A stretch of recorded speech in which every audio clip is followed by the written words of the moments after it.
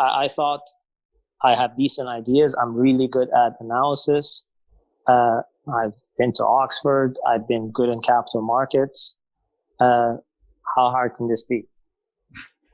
And the world humbled me quickly.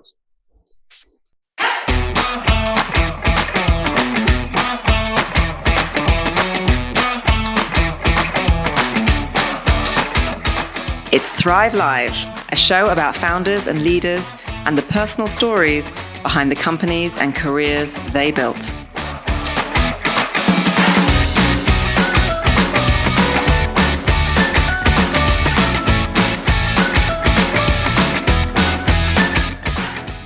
On today's episode, how investment banker turned entrepreneur and angel investor Kaveh Anooshiravani left a lucrative corporate career that was making him miserable to creating something more fulfilling, and how in the process of doing so, found that failure became one of the greatest gifts in his journey.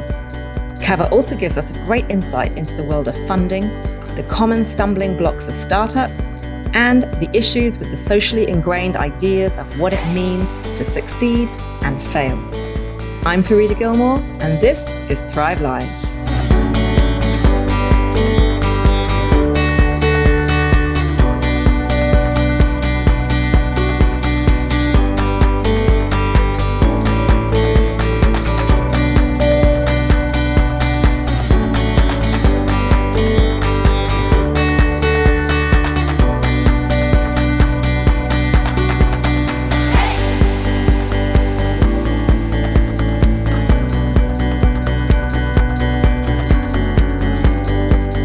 I left Credit Suisse January 2014, and I decided, okay, I want to decide to build something for myself. My initial thought was I will invest in companies because that I know best, but because of my contacts, I started building things as well. A little bit about your story about why you left banking, but can you elaborate on what was the straw that broke the camel's back, so to speak, with regards to why you left? There was never a particular one straw. One was the culture of banking. It was, we were all about our individual groups' performance and our bonuses. Sometimes to the detriment of other teams in the bank, and a lot of times definitely a detriment to the long-term prospect of what the bank was doing. There's a short-term culture. What you're looking for is the next 12 months. Mm-hmm. And the culture of, we all wore nice suits and had cars, but the lifestyle was really, really shallow and vapid. And I realized that I am financially successful, but I hate how I feel. And I also don't have a lot of time doing what I really like to do, which was reading and research and talking about ideas. The other thing was I actually was naive. I thought entrepreneurship and investing on my own is going to be a lot easier than it was. So I thought when I step out of this and I step into the other thing, it's going to be easy, and I'll be on my way on easy street. And that was a really big shock when I realized that it wasn't. Why did you think it was going to be easy? Is it because you thought, I've got a finance background, I'll know how to... Yes, I thought I have decent ideas. I'm really good at analysis. I've been to Oxford. I've been good in capital markets. How hard can this be? And the world humbled me quickly. So how old were you when you left banking and then decided to go into the world of investment? I was 32 when I left. 32. So you'd had a decade in banking pretty much, or roughly a decade in banking. Yes, I had a decade in banking, and I've been doing this for about 6 years now as well. Okay. So you leave banking. Are you relieved? Yes. Are you anxious? Are you scared about taking that step? What was going through your mind when you eventually left? Well, when I left initially, it was great because one of the reasons that and we'll get to that at a later stage as a key component, and this combines to where we are in the world right now. One of the reasons that I was able to do what I did was I had a rule when I was a banker that I had to save 60% of every paycheck that I made. And so like I actually had a spreadsheet, and when I hit that number, I wouldn't spend the rest of the month. So I told myself that I can sit for the next 10 years and not earn anything and be able to pursue this dream. Did you save that money with an idea in mind, or were you just being like, oh, well, I'll need it for something in the future? Did you know that you again that came from my parents, just because when you go through a revolution and a war, you need to have a nest egg in case things really go bad. So I was I had the comfort net behind me that I can try what I want for the next little while. But when I did start, to begin with, it was great. You feel free. There's lots of opportunities, but the setbacks mount, like they add up very quickly at the beginning, especially when you've never done it before.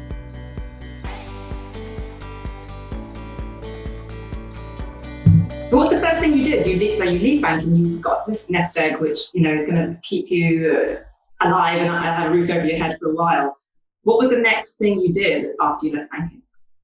The easy parts were what I know best and what is. So I immediately set up a holding company. I have a holding company that holds stakes, the other one that holds investments. Paperwork, all exciting. You're ready to go. We have partners.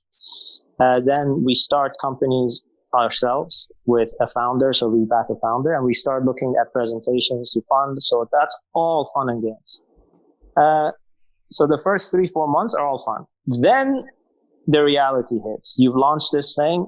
There's zero traction. You have no idea why there's zero traction. You've never had to deal with that before. Or you don't know what systems you need to build. In a job, you walk into a structure and they tell you this is your position. You don't have to worry about how the company is set up. You just have to worry about your job. Now I am like, oh, I don't know who does the accounting. I'm the one who does the accounting. How do you set up accounting systems? I have no idea about reporting. I don't know how to hire people. I have no idea how to set up legal structures that protect me against somebody else. So those were the things that were really, really, really difficult. And then from month 6 onwards, I wanted to quit every day. Every single day. I had things like social pressure, like, is this really worth it? You can still go back to banking. Did you ever consider I considered it. But one thing that was, again, it's a naive belief, but the thing that kept me going was, when you work for a bank or somebody, you are never free. It's just, when you're an employee, you are never free. Doesn't mean that you're less busy if you have your own thing, but you still answer to yourself. And there, I'm never free. I have to justify what I do. Okay, so how did you push through mentally those really tough times? I got lucky in the sense that it got really, really, really bad, and I thought that I was going to completely collapse, but I didn't. So once you realize that, okay, this is probably as bad as it gets and I'm still okay, then you realize, all right, so that's one step. Then I did what I always do with every single problem in life, which is reading. And that's how I found the bedrock of how I operate in my life now, which is sort of like a Stoic philosophy. I have a few heroes in life. One of them is Marcus Aurelius, who is the emperor of Rome and a student of philosophy. So I decided that I only worry about things that are under my control, and whatever else happens that I can't control, I'll just react to them when they happen. Most of the things that I used to worry about didn't actually happen, but they were consuming me. What if I go bankrupt? What if I run out of cash? And instead I said, I have this much cash for the next 3 months. We'll see. I'll monitor it month on month, and I'll figure something out when I do run out of cash. So it was a complete mind shift in terms of... Yes. And problems. Look, most of what I was going through at that time was the social perceived fears of failure. Yeah. So if I tell people my first 2 businesses failed, what will they think of me? All the people that said, go back to banking, they will be right. I won't be able to get married because people will say, what is his job title? I will not be able to own a big house because I'll always be just grinding. But once the first, like I said, I've run a few businesses to the ground. And once the first one happens, you're just like, oh, is this what I was worried about? Or it's as soon as that one went over, I'd had 3 ideas already about the next one. So that's what the mental anguish was. It is it is what your belief about a future painful situation is versus its pain. This is one of the reasons the current environment is unbelievably tough for people. If I could tell you with absolute certainty what your future would be in 6 months in the coronavirus pandemic, no matter how bad, you would come to terms with it. And you start making plans. But because you don't know and the range is really wide, that uncertainty hurts people. Human beings do not we're not wired for uncertainty. No. And one of the problems is that we are the only animal that is able to perceive itself in a future state. The other animals don't have this ability. So a dog will not think what will happen next year. It's in its current environment right now, addressing the current needs. And that is our biggest strength. And at the same time, one of the biggest points of pain. Yeah, 100%.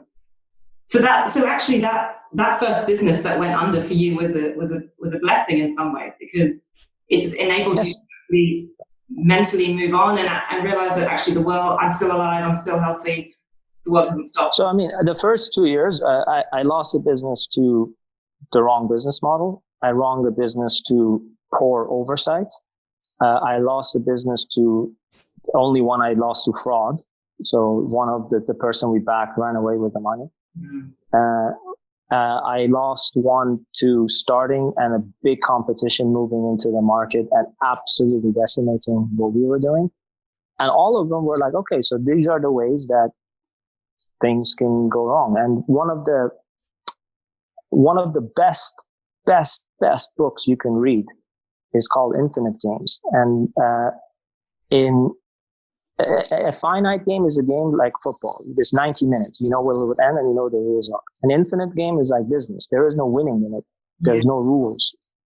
So in an infinite game, it's survival. So what you want to play as long as possible. So with me, it was like, okay, so if I can limit my losses and mistakes so that they don't wipe me out, I can always come back.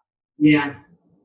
So then at that point, then the framework was, I don't know what will happen, but I know what the worst case scenario financially these things are. And that was when it was, at that point, it became somewhat more tolerable. It's never easy. I mean, in the past 3 weeks, there's some days that I'm just completely confounded.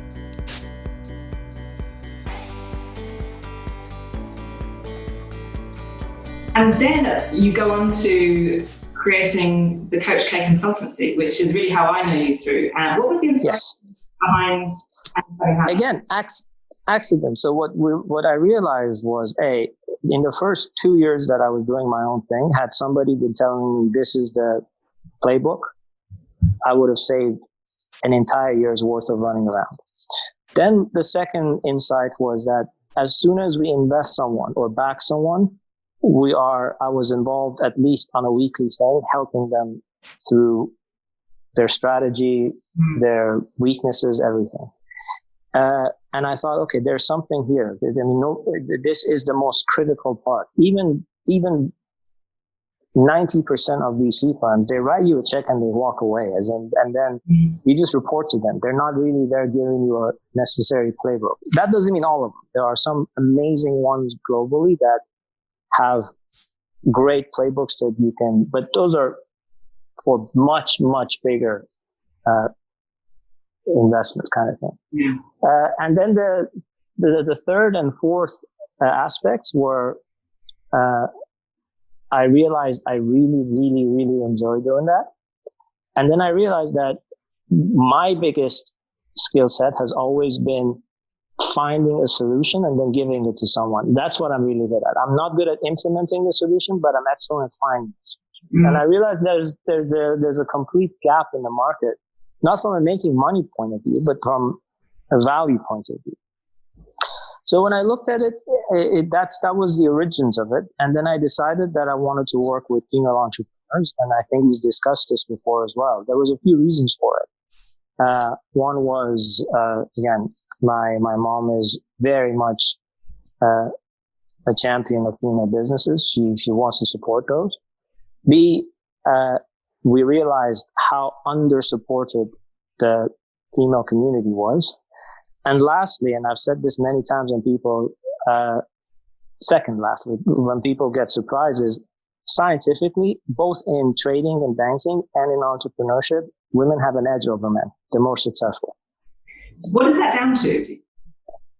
Three different aspects. One is confirmation bias. Women are less likely to ignore the opposite view of the view. So they will listen to the other side. The second one is risk allocation. So they will not overbet their hand as much as guys would. And I have overbet my hands. I put 80% of my money into one single trade. And if that goes wrong, I'm out. Yeah. And the last one is they are more collaborative, which solves problems. These three aspects are better at, are all advantages.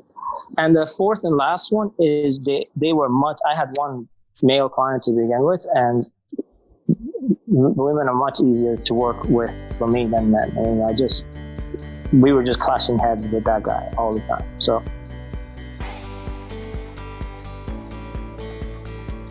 What's your technique with regards to how you get the word out there about what you do, how you can help? At the beginning, I used to do a lot of talks and reaching out to my network. But after my third or fourth clients, every single one of my other clients are referrals. Okay. Somebody who's worked well for me has referred me to someone. Now, how I win business should not be copied by somebody else just because I actively limit how many people I work with just because of the bandwidth that I have. Yeah. So if I wanted to get 100 clients, I would be doing things very differently than if I wanted to have 15. Yeah. But referrals have always been, direct referrals have always been a massive under-tapped resource. Lots of people will spend money on generating leads, but nothing converts like a lead in between. There's a halo effect of a referral. And I can give you literature for you to distribute to your client list. But one of the first things I say to anybody that wants to raise money or get new business is you need to map out your entire network. And they say, I don't have a big network. But you do. I mean, if you know 10 people and if those 10 people have 10 people and you go down, I mean, you could reach pretty much most people in the world within 4 or 5 degrees of connections. I mean, if you even look at LinkedIn, you type in a random investor's name, you'll see that you're a 3rd degree connection with a whole bunch of people. Yeah. So which means that 3 separate people can get you to that person. How did you start off with creating your strategic network, and who did you approach and why? I'm terrible at networking. I am absolutely terrible. My original network was, I approached this mathematically. What you want to do is you want to get to super connectors. Super connectors are people who have lots and lots of incoming nodes into them. So I probably have 50 incoming nodes, but one of my friends, Arya, has maybe 7,000. So I go to him when I need something. So I identified the 2-3 super connectors I knew, and I said, this is what I want to do. Who do you know in your network that could use me? Mm-hmm. And I always let them do the work. And to let them do the work is you have to give them all the material that they need. Because even if people want to help you, they will say, what do you want me to say about you? What is it that you do? Do you have any material? So if you prepare that and hand it over, then that's easy. So initially that was it. You want to go through your network and see who your super connectors are. These are somebody in your Instagram that has a lot of followers. It's somebody on LinkedIn that publishes all the time and has engagement. It is a business leader. It is a big VC partner. It is a media personality. There's different versions of super connected. My other super connected is my mom. She has been running her own business for 24 years. And she's really well known in her field. So I need these kind of people to know them and introduce me to whoever. And she did. So that is the thing. And the reason I tell you this story is one of the, again, top 5 books I've ever read. One of them is Hitmakers by Derek Thompson, who is a young guy and writes for The Atlantic. There's no such thing as going viral in social media. A viral is what's happening with this virus. One person gets it, gives it to 3 people, gives it to 9, gives it to 27. That's a viral distribution with a factor of 3. Hits, videos, etc., they don't go viral like that.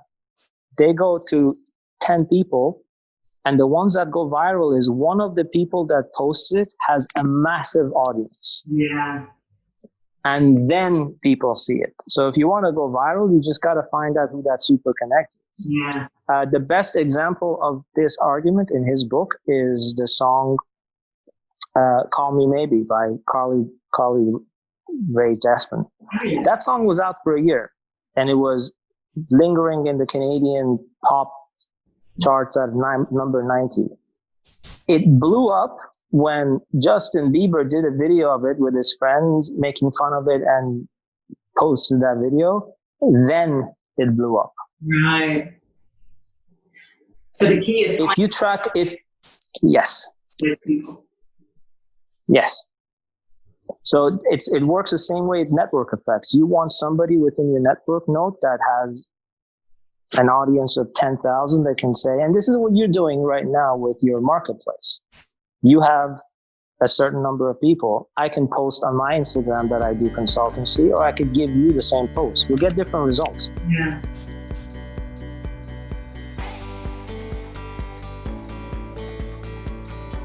Going back to the women that you advise, mentor in the Coach K consultancy, is there a sort of a typical, I don't know, stumbling block that you find comes up again and again for a lot of these small businesses that you mentor? There's quite a few, but probably 4 or 5 are really common. The number one is the mathematics of your business model. Every business model has a plateau, beyond which is going to be incredibly difficult to grow. The first question I ask people is, how big is your market? Most people don't know, or they have a guess. What percentage of this market do you have to own to break even? Again, most people don't know that. Yeah.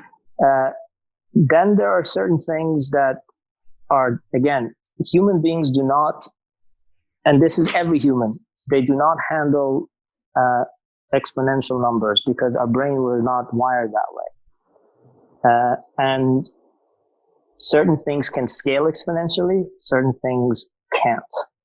And with a lot of businesses, the scale is going to be very difficult. So the first thing is you have the business model that may not be viable.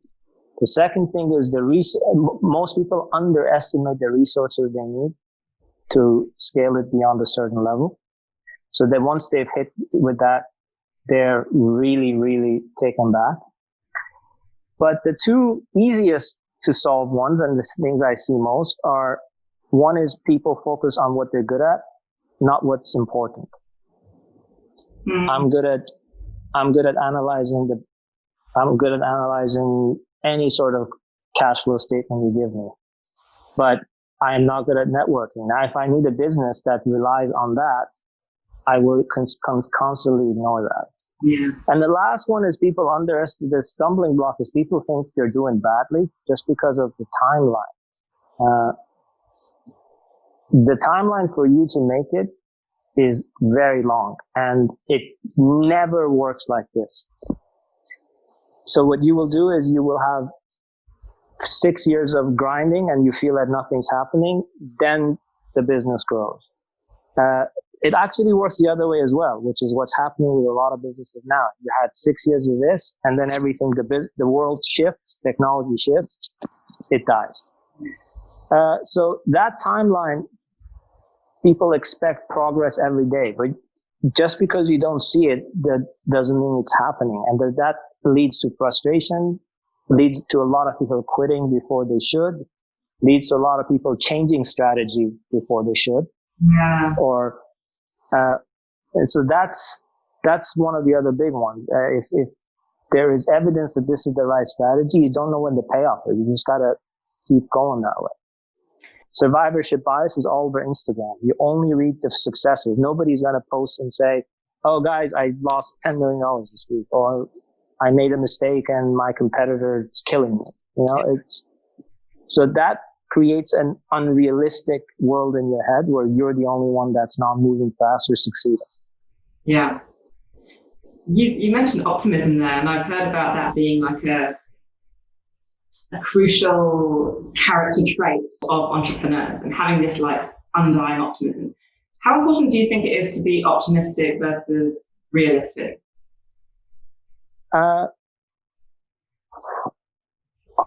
If you're not optimistic, you don't start things. And I mean, human beings, if they were not optimistic, all of the progress of the humankind has been built on optimism. And you also need the people that absolutely believe they can do the impossible. Otherwise, the impossible things would not have been attempted. Mm. People would not climb mountains that are unbelievable. We would not have airplanes. Mm. But that level of optimism is littered with people who add to the greater good but don't survive. That's the realistic part of it. Until I think Sir Edmund Hillary climbed Mount Everest in 1948, I believe. Up until then, you still have all of the bodies preserved on the mountains. They're there. And for the 98 to 2000 era of internet, which really laid the foundation for e-commerce. But so basically the thing was there, the idea was there, the infrastructure wasn't there. It was too early. They all died. They all had the right idea. Mm. And so the realism part is paramount if you want to survive. Mm-hmm. And I'm extremely optimistic, but people sometimes hate having meetings with me because they think that I'm bursting their bubbles. And I'm not. I'm just throwing real life's bricks and see if you have a glass house or not. Right. And if I can break a model, the world can easily break it because I'm not that smart. But I just have experience with things that can go wrong.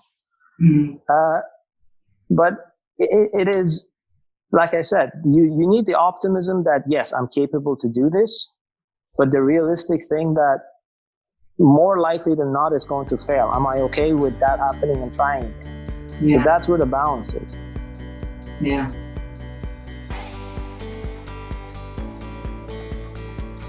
Going forward with that, the conversation about investors and VC firms and who they invest in, what would someone like you be looking for when you're looking to put your money somewhere? What they're looking for a business model. They're looking to how big the market is, what percentage of this market you can capture, and then they do a reverse engineering. If you manage to get to this, how much money they'd be making. So it's all a returns game. Is it ever about the founders or the co-founders? Now, if you think so that's what the religion is. Where you pull the trigger is almost always about the founders. So if I think this proposition mathematically makes correct, are you the right person to do it? Right. Yeah. So once you pass the first test, it is okay. This makes sense. You're bringing real estate portal to a country that has none. Yeah. For sure, it's going to work, etc. Do you know how to build one? Do you know how to reach the homeowners? Do you know how to reach the people who want to rent? Have you ever built anything tech related before? Have you ever managed people before? Do you understand the math well enough? If we push you a little bit, are a bit aggressive, how do you handle that pressure? These are all the little nitty gritties. But the overall thing in the proper VC world is always the math. Most VCs start putting insane pressure on you because they've written a check, they want a return. So they no longer care if your idea makes impact or if you have great traction or if people write great things about it. It is about how quickly can you grow because I want to sell this and get out. So you now have somebody that you have to answer to. So those relationships can be thorny. There are certain investors that don't add anything other than giving you money at the beginning. And then there's what they call strategic investors. They're the ones that either have contacts in the world that you want to go to or experience, or then they sit with you and talk about what they did or what the problems were. So it's the best way of relationship is to be supportive, but also be challenging, as in, oh, this is what we're going to do. I think it's going to work. Why? Because of this. I don't think you've thought this through. Justify this. Or I think you're not moving as fast as you can. You are not doing as good of a job as you can. So there's that element, but in a supportive way, that's the best relationship. Moving on to today and the pandemic and the complete uncertainty about what the next month, let alone year, is going to look like. How is that affecting how investors are looking at where they're putting their money? Has it slowed down investment? Has it changed the way you approach things? Has it changed the way I approach things? Absolutely. Has it changed the way other investors are doing? Yes, very much so. It's going to be many, many, many businesses that were really advanced are not going to be able to IPO. Many businesses that had really ample funding will no longer be able to survive. The impacts of these things are not immediate. So there are funds that have cash, so they can invest in certain things, but they might not want to until the air clears and there's more certainty. There's funds that have money, and the money will be requested to be given back because the fund or family office that gave them money might be in financial difficulty.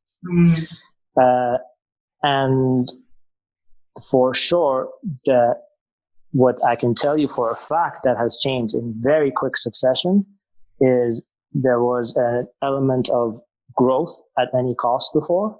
Now it is how quickly can you be profitable and cash flow neutral, which what should have been, in my opinion, the focus to begin with anyway. I still cannot accept or understand if Uber will ever be profitable. It grew to this. The service is fantastic to use, but the company has never made money, ever. And now, even before this crisis happened, they had a timeline of a year and a half, and they would get there. And now their actual transactions are 80% down. And so perhaps it's a good thing that we will have business ideas that will be profitable. There are certain ideas that are very useful. People will use them, but the economics of it never make money. And these got funded because the play was different then. The play wasn't to get to profitability. The play was, if we can get it to a certain size and have the promise of profitability, we can IPO it and get out and we'll make our money, which is exactly what has happened.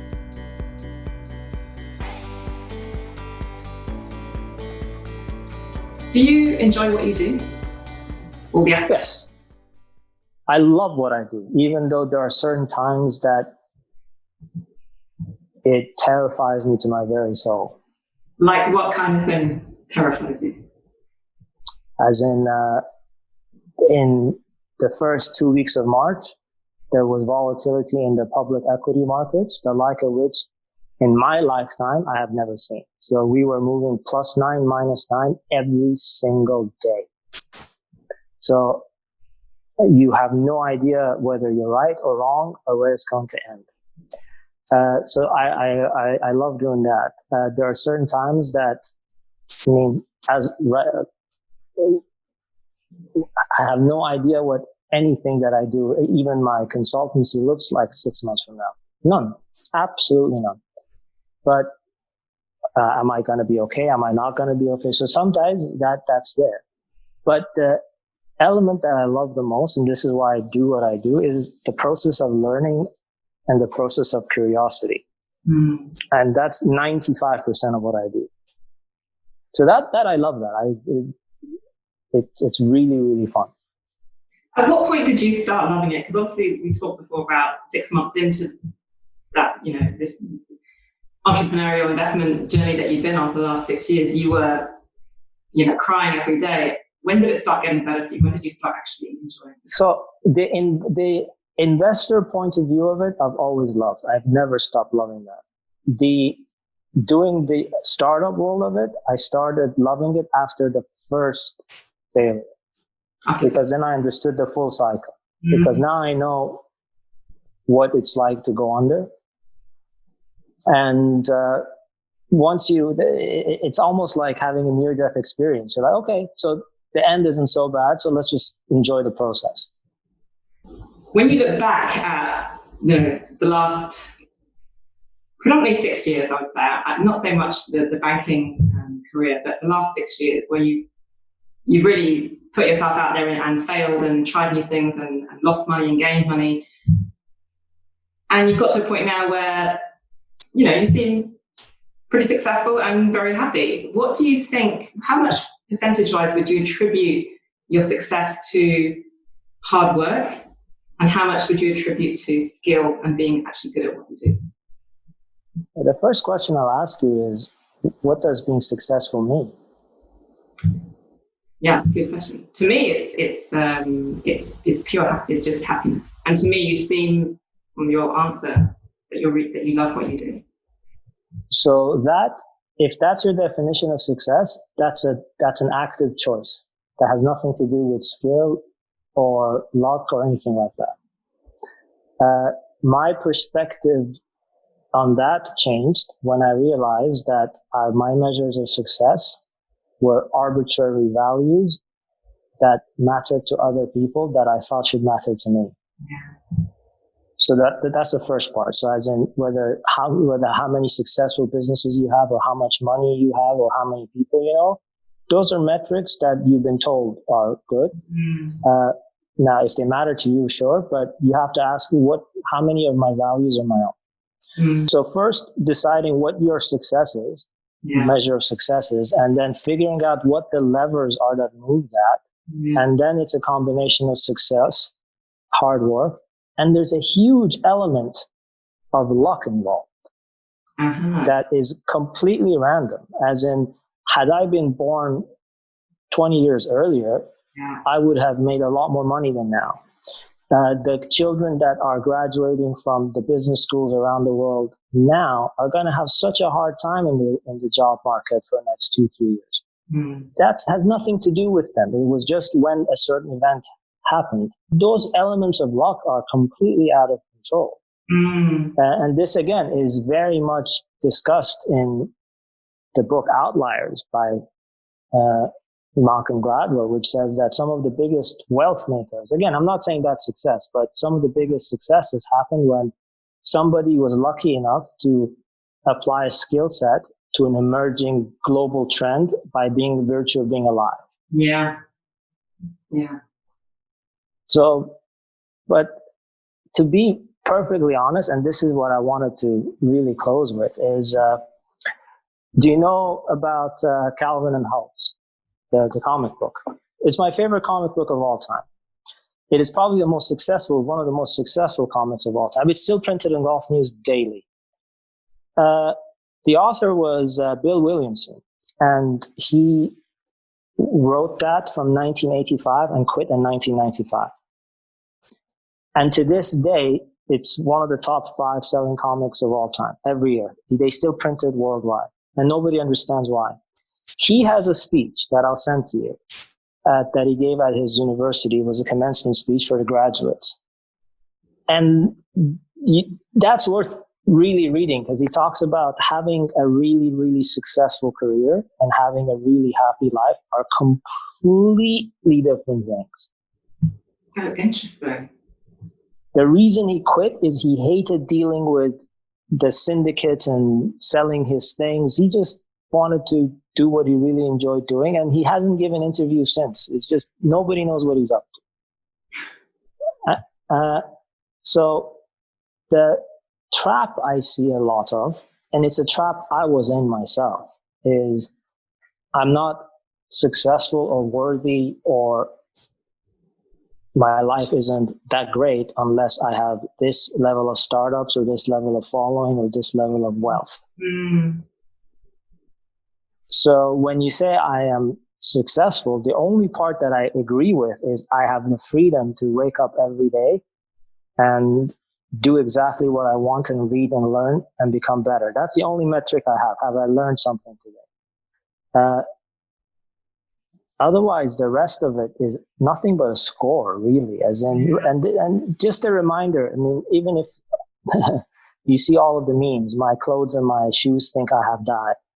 You don't. I mean, you bought all these things. You have all of this money in the bank. We're stuck at home. Yeah. So did it really matter? No, not really. The most fun I've had is I'm staying with my parents at the moment. Is playing cards with them and cooking with them. Things we have. That is to me real success. Now, that does not mean that I'm dismissing the basic needs that you need to have a home or able to afford things. But if I don't think any of our community has that issue, they all can satisfy that level.